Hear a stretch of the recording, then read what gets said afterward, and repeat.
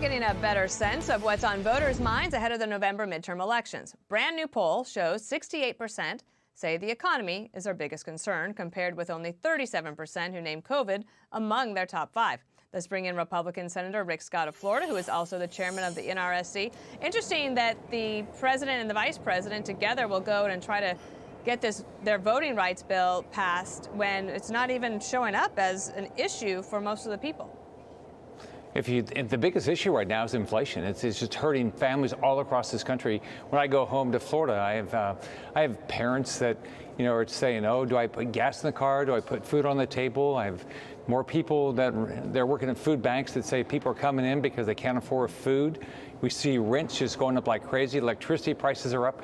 It's hurting every family, but the poorest families in this country, who the Democrats always say they're taking care of, they're getting hurt the most.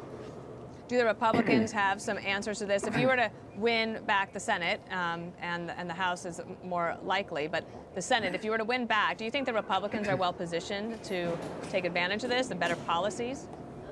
Absolutely. I always say when we're going to win. I think there's every reason to believe that we're going to pick up, at least one, but I think we can pick up 4 or 5 seats this year. If you're a Republican, you want to be a U.S. senator and you want to try to change the direction of the country, this is the year you want to run. You look at the Democratic agenda, it's very unpopular. Inflation is unpopular. Telling parents they can't be involved in schools is unpopular.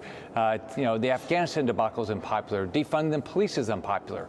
So now when we win, we have to govern. We have to make sure we change the direction of this country, which we need to completely change the direction of this country right now.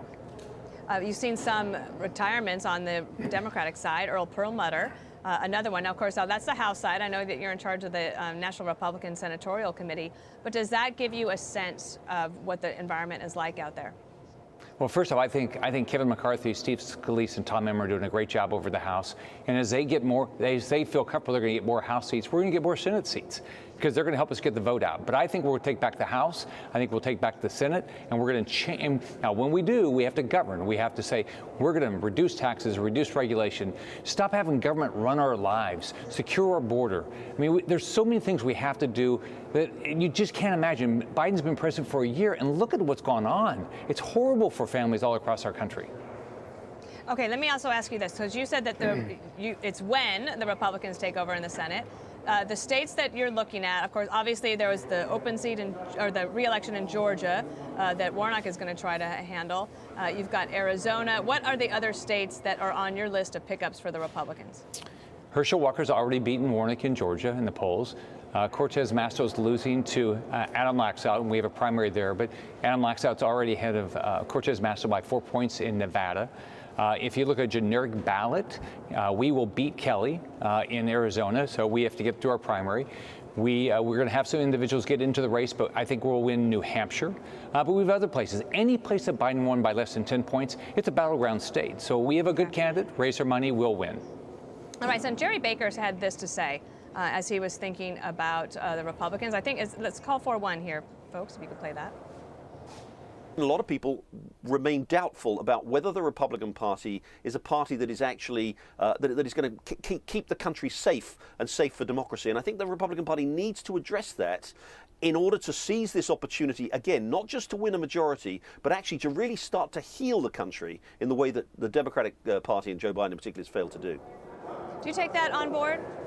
Oh, absolutely. I think we have to be the party of ideas. We have to be the party of saying, we're going to follow the Constitution. We're going to make sure your vote's never diluted. We want you to vote, but it's not going to be diluted.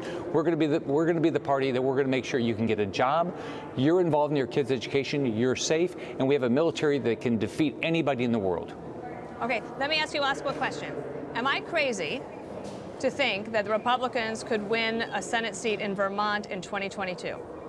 You're not crazy. If you look at, I believe we're going to be competitive all across this country. There's a poll out, even in the state of Washington, Murray's only ahead by 3 points over a generic Republican, and we've got a great Republican there running, Tiffany Smiley. All right, well, we'll pay attention to all of this. Have a great day, and Happy New Year to you. Happy New Year, Dana. Bye-bye. Thanks.